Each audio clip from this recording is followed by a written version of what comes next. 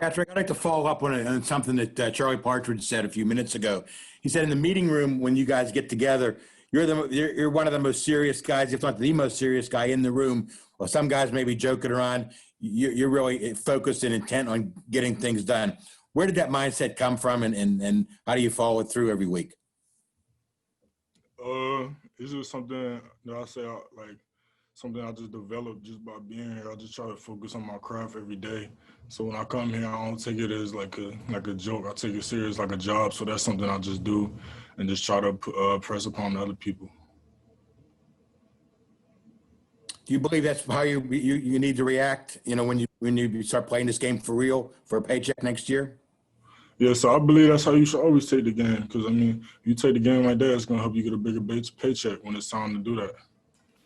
Patrick, how aware are you of the tandem next door with Watt and Dupree? And do you and Rashod talk about that? Do you learn from that? Are there any things that you take from that? Oh yeah, I'm very aware of it. I watch them two all the time. Those who I try to get my moves after, specifically TJ Watt. I watch him real close. He's a great ball player, and so is Bud Dupree. So I definitely watch them, just knowing how close they are. If I see them out there at practice, I might sneak out there and try to watch them. Frequently have you done that, Patrick? Was it in the summer or even like in the fall here? I mean, how often do you try and get down there and take a look? Yes, I have. Every chance I get, I try to go out there and watch them.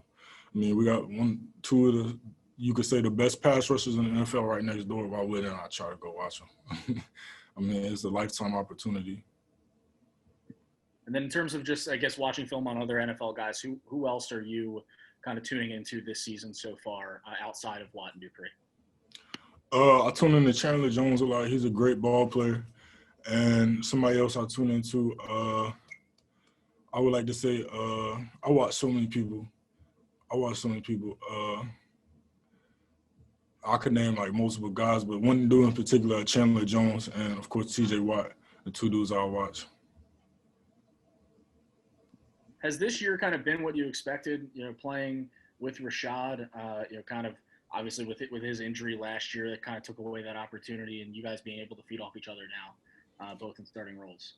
Yeah, I mean, from that aspect, I guess we could say yeah, but of course I expected to win. We didn't expect to have them losses, so you could say yeah, yes or no. We were just talking to Charlie, and he was telling us about the line's reaction when Deandre Giles got circled to go in the game the other day. What's it like seeing a young guy like that who's put in some work get an opportunity? It's amazing. It's amazing, just especially when you see him go out there and when you see him, you turn on the tape and watch him. When his number gets called, it's amazing because that's just what you want. As like an older dude on the D line, you just want to see the young dudes go out there and still be able to compete, because then that's a reflection of you, because ultimately they're looking at you and how you play. So it's just a great feeling. You got here just before Coach Partridge did, but do you feel like there's a pretty significant difference in the line as it is right now, sort of as you're getting ready to leave it compared to when you got here, in terms of the culture that you built and the ability of young guys to step up and perform when they need to? Yeah, it's definitely night and day. It's completely different. You did a great job, but it's night and day. Completely different. And it's different in a good way, I'll say. Pat, Rashod said after the game against Boston College that you guys switched to some more power pass rushing techniques and focusing on those type of moves. Was that just a move that you guys saw for that game, or is that maybe a focus that you guys are going to use moving forward, just thinking that might play to your strengths throughout the whole season? It was something we saw during that game. We made an adjustment on the sideline, but of course it's something we always got in our toolbox. So if we need to do that, then we could do that. We just have an arsenal of moves that we could get to. How difficult of a challenge this week with King and trying to, with his skill sets and his mobility?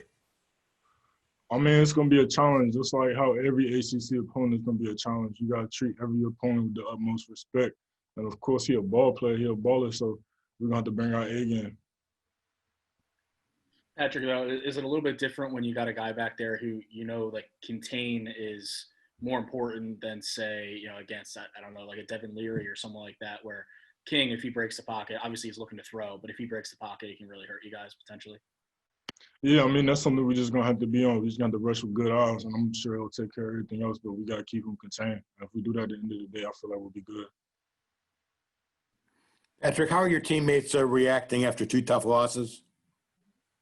I mean, it's actually been pretty positive. I mean, we know, of course, there's going to be like a feeling like, dang, we got to pick it up. So we trying to be urgent. I say we acting with a sense of urgency. We just trying to get back on our feet, get back to where we at. We just know what we got to do this week. And we know how big this week is.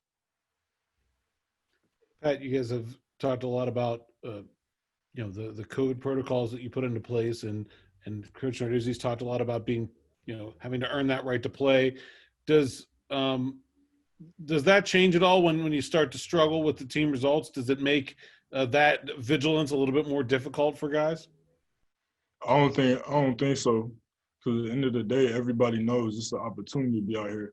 A couple months ago, we knew we didn't have this opportunity, and our young guys, I feel like they got a lot of respect for the older guys, so they're not gonna go out there and do no dumb stuff and risk some of the older guys' seasons for us. So I think there's a lot of respect on the team, so that helps a lot, not having to worry about stuff like that. Patrick, personally, I guess just within your game, do you feel like you're making the improvements that you hope that you would make entering this season, just in terms of whether it's technique or just production or whatever? Yeah, I am. I actually still have a lot of stuff I gotta clean up on. Like I know I've been getting like a lot of like attention and stuff, but I still know what I gotta do. I'm still leaving a lot of stuff on the field, and I'm still missing a lot of minor details and stuff that I gotta clean up. So that's what I'm working on right now. Just cleaning up the minor details. Patrick, every time we talk to you, you're such a mild-mannered, calm guy when we talk to you. Out in the field, you're screaming and flexing and everything. What's the difference between Patrick Jones, the interview, and Patrick Jones, the guy on the field? I mean, the interview, this is just me outside of football. Like I'm just a kid back, calm person, not really trying to be too loud and stuff. I'll just be having my headphones on, listening to music and stuff, vibing. But when it comes to football, like what y'all said earlier, I take it very serious in the meeting room. So I'll take that on the field too. It's very serious to me. It's more than a game. It's an opportunity to me. So I'm gonna give it my all. I'm gonna let all my emotions loose. I'm just gonna get the game my all.